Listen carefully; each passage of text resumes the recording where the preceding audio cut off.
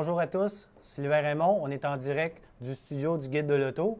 Je suis aujourd'hui en compagnie de Maître Éric Lamontagne de la firme Contravention Expert. Bonjour Sylvain. Alors, on va vous parler aujourd'hui de chroniques juridiques.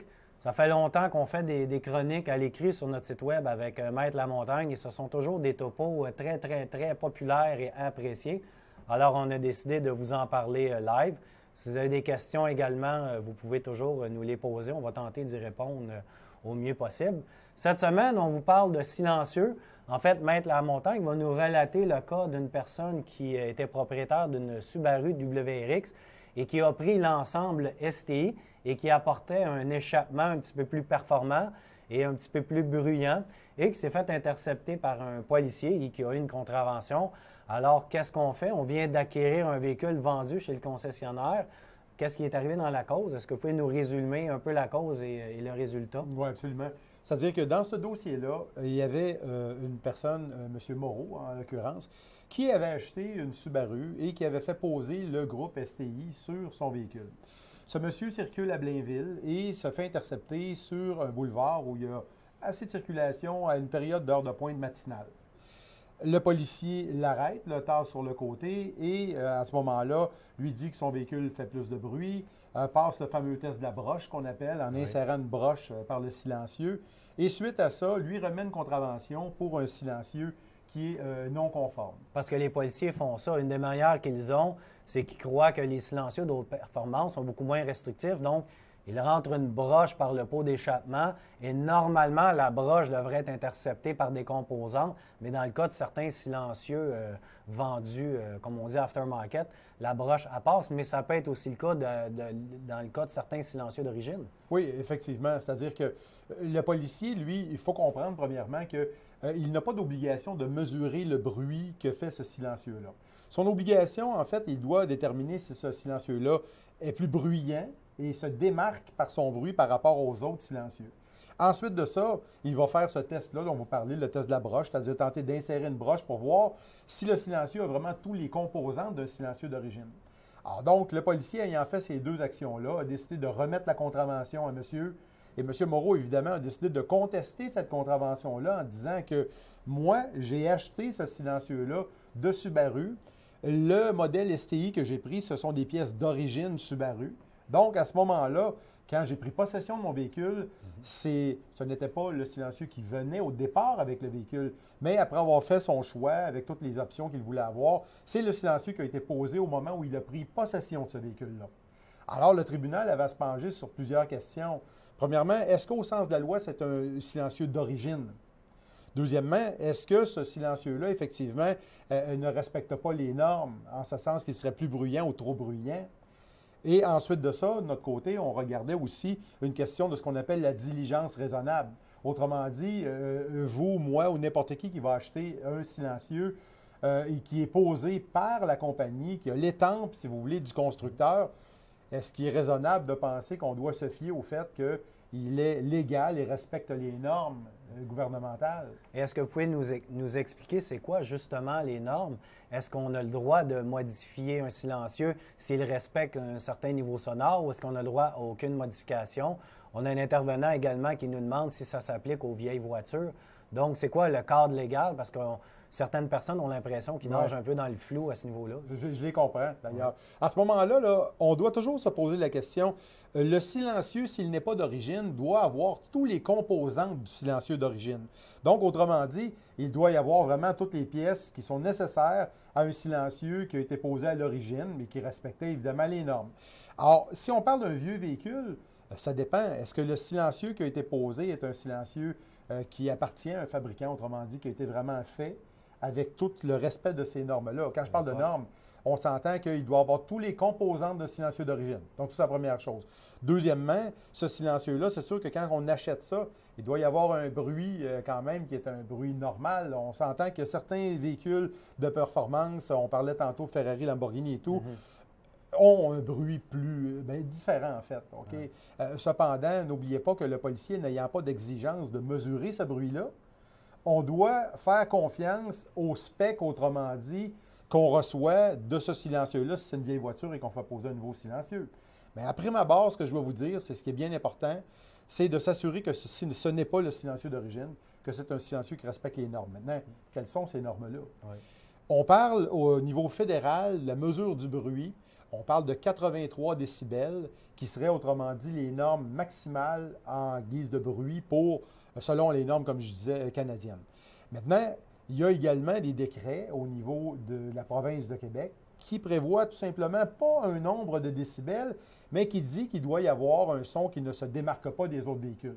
Alors donc, à ce titre-là, c'est pas mal à chaque fois un cas d'espèce, Sylvain, c'est-à-dire que ça va arriver que quelqu'un va faire poser un silencieux sur un vieux véhicule et que ce véhicule-là, autrement dit, va être dans les normes, parce qu'on peut voir que dans la situation dont on parle ici, le véhicule était étampé Subaru et toutes les pièces également, mais le policier a cru qu'il ne l'était pas dans les normes. Et ce dossier-là, c'est conclu comment? Je crois qu'on a fait venir des experts parce que Subaru était fortement intéressé par la cause, parce que c'est lui qui vend le véhicule et les pièces STI. Donc, ça s'est conclu comment? Bien, effectivement, c'est sûr que Subaru est devenu une partie intéressée, on peut comprendre, avec des silencieux qu'ils vendent, qui sont d'origine ou du moins qui sont étampés Subaru, installés par Subaru. C'est très important pour eux de faire un suivi là-dedans. Alors donc, ce qui est arrivé, j'ai demandé en fait à Subaru de faire des tests de son sur le véhicule du client, première chose, pour s'assurer qu'on était à l'intérieur de ces normes-là.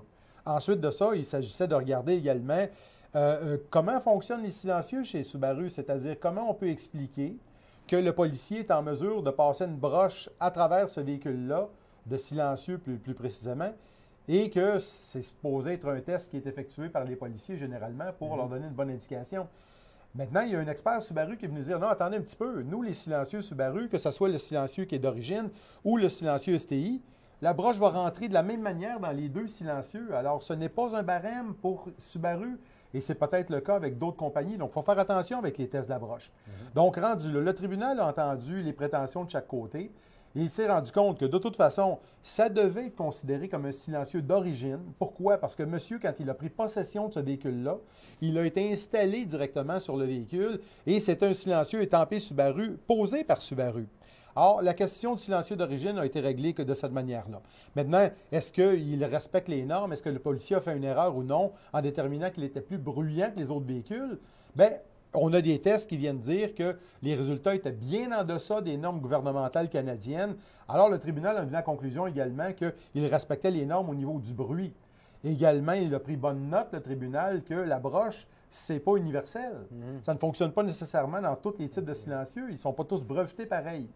Et finalement, le juge en est venu également à la conclusion que il n'y avait aucune preuve que le silencieux avait été altéré, parce qu'il faut faire attention, quand on fait poser un silencieux au départ, le policier, on ne peut pas autrement dire, bon, bien, tout tel type de véhicules sont maintenant légaux parce que les gens ne savent pas ce qui a été altéré entre le moment où ils l'ont pris et le moment où ils conduisent. Donc, même si le policier sait qu'une Subaru WRX STI est plus bruyante, il peut quand même, dans certains cas, décider de l'intercepter parce que le silencieux pourrait avoir été altéré ou modifié.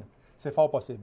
Donc, à ce moment-là, le tribunal, dans cette cause-là particulièrement, en est venu à la dernière conclusion que monsieur avait fait preuve de diligence raisonnable. Ce qu'on veut dire là-dedans, c'est que on a une lettre qu'on reçoit de Subaru comme quoi ce silencieux STI-là respecte les normes fédérales. Alors, on a également le vendeur qui nous fait les mêmes prétentions. Alors, si on ne peut pas croire Subaru, qui peut-on croire? Alors, à ce moment-là, monsieur a agi de manière diligente. Il a été acquitté de cette infraction-là.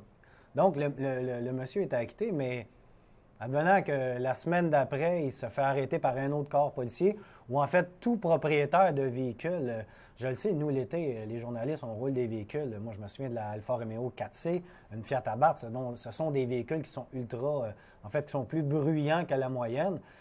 Si j'étais propriétaire et je me faisais intercepter à chaque mois, moi, je n'ai pas envie de passer mes journées en cours, retenir des frais d'avocat. Est-ce qu'on peut aviser le policier et est-ce qu'on peut revenir contre eux autres pour abus? Est-ce qu'on peut avoir une lettre avec un jugement et à tout le moins leur montrer? Ou on est condamné à aller se battre en cours à chaque fois qu'un policier juge que lui décide de nous donner une contravention ou même d'envoyer le véhicule à l'inspection, ce qui est encore plus problématique et dispendieux. Oui, je suis entièrement d'accord. C'est une problématique, ça en est une vraie, là. Parce que dans cette situation-là, il faut comprendre justement que les policiers ne peuvent pas classer leur arrestation par type de véhicule et modèle de véhicule. Parce que, comme je vous dis, on peut avoir un STI, comme dans le cas de M. Moreau, qui a été installé et qui n'a pas été altéré, comme on peut avoir un véhicule pareil qui a été altéré, par exemple, par des petits garages haute performance.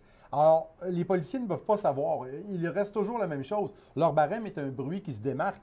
Ils sont en train de faire une opération, ils entendent un véhicule, ils disent « Wow, ça fait beaucoup de bruit », ils décident de l'intercepter. Alors donc, si quelqu'un reçoit constamment des constats d'infraction pour la même chose, évidemment, si je prends l'exemple de ce dossier-là, bien, c'est certain que cette personne-là, si elle reçoit d'autres constats d'infraction, elle va avoir un jugement en poche, comme on dit. Okay. Mais ce n'est pas le cas de tout le monde. Alors, malheureusement, si ces gens-là reçoivent un constat d'infraction, ils n'auront pas le choix que d'aller adresser le problème et d'aller se défendre à la cour. Maintenant, si ça arrive plusieurs fois, bien là, il y a peut-être un moyen d'envoyer une lettre, peut-être un service policier, si c'est toujours les mêmes corps policiers. Vous savez, dans des petites villes, souvent, les gens se côtoient, les gens se croisent, et si une personne est constamment interceptée par les policiers, il y a peut-être lieu d'avoir une intervention à ce moment-là pour faire comprendre que ce véhicule-là a été jugé comme étant légal par un tribunal. Bien là, encore là, on parle d'une situation où on est allé faire un procès et où la personne a perdu des après-midi de son temps, de l'argent et beaucoup d'énergie là-dedans. Alors, je peux comprendre que ça peut être frustrant comme situation, mais malheureusement, il faut aller au fond dans ces situations-là et il faut avoir un jugement qui démontre que mon véhicule et mon silencieux est conforme. On a Yves qui nous pose une question. Pourquoi ne pas légaliser le sonomètre? Est-ce que c'est quelque chose vers quoi on veut tendre? Vraiment d'avoir un appareil de mesure un peu comme une vitesse. On a un radar, on a une mesure qui est fixe et c'est assez difficile, c'est plus difficile de se défendre que d'y aller au bon vouloir des policiers qui des fois, vont flasher sur le type de véhicule ou le conducteur puis décider d'arrêter celui-là plus qu'un autre. Est-ce qu'on va en arriver avec un appareil ou un élément juridique qui pourrait justement trancher la question? C'est une bonne question, puis je pense également que c'est quelque chose qu'on doit faire. Pourquoi? Parce qu'on parle d'une réforme du Code de la sécurité routière. On va réformer plusieurs choses là, qui sont peut-être un peu ambiguës ou des choses pour lesquelles le courant passe moins entre la SAC et les usagers de la route. Le silencieux, si on donne une obligation de mesurer ce son-là et que les policiers l'ont comme norme d'évaluation, je crois que ce serait une excellente chose. Évidemment, ça implique certains problèmes. Quand est-ce qu'on le capte? Dans quelles circonstances? À quelle vitesse? Est-ce qu'on est en train de révolutionner? Est-ce qu'on est en train... Vous savez, il y a plusieurs situations qui font qu'on n'aura peut-être pas une lecture exacte de l'affaire, mais je pense que déjà en partant, si le policier est capable de mesurer, il va pouvoir faire preuve de discernement s'il se rend compte que finalement, mon oreille le voyait plus bruyant, mais il est dans les normes. L'autre problématique qu'on a, Sylvain, avec ça, c'est qu'on a des décrets ici au Québec dans lesquels on ne traite pas de nombre de décibels, mais au Canada, cependant, on y traite en parlant de 83 décibels. Donc, il y a une petite divergence qui est en fait peut-être pas une divergence, mais le fait qu'au Québec, on n'établit pas la norme avec un nombre de décibels, alors qu'au fédéral, on le fait. Alors, il y a peut-être une façon d'uniformiser tout ça pour s'assurer justement d'éviter des problèmes, mais mesurer le son, c'est définitivement une bonne chose à faire. Parfait. Bien, merci beaucoup. Vous pourrez rejoindre si vous avez des questions pour Maître Lamontagne. Vous pourrez trouver ces informations sur notre site Web. Et si vous avez envie d'en connaître plus sur nos chroniques juridiques, on a une section dans Essais et dossiers qui est dédiée, chroniques juridiques. Vous allez trouver tous les topos de Maître Lamontagne. Et on vous réserve un topo juridique en live, idéalement à chaque mercredi, même heure. Donc, suivez-nous. Ça nous fera plaisir d'adresser d'autres sujets aussi intéressants touchant l'automobile et variés. Merci beaucoup. Merci Sylvain. Merci à vous.